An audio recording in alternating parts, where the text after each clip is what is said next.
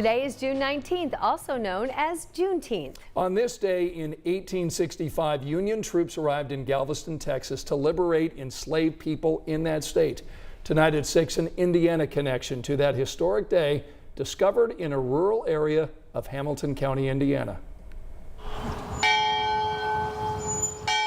In this part of northern Hamilton County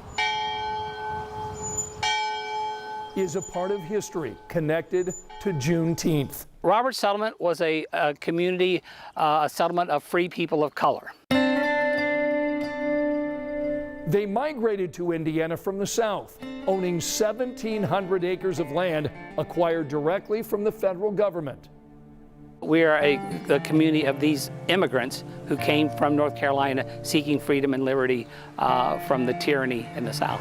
Brian Glover has a personal connection to this place. I am a descendant of the Robert Settlement on both my mother's and my father's side. Glover said free people of color lived in an area surrounded by Quakers and Wesleyan Methodists. They worked the land and worshiped together.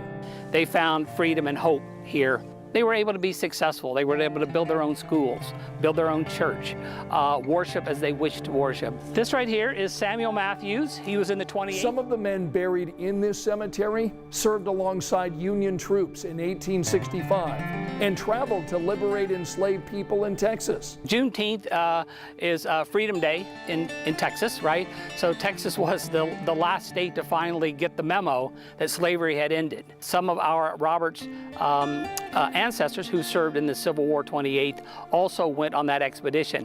We don't know what their role was. It's hard to know what anybody's role was there, but we'd like to believe that they were part of that liberation. Every July, descendants of Robert Settlement come back to this property for homecomings, a chance to reconnect and learn about their legacy.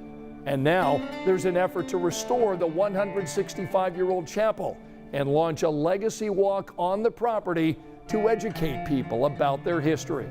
My mother always says, you need to know where you come from. You didn't just come from, this town you grew up in. You come from generations of people. We cannot let history die. We can learn, there's so much we can learn from history.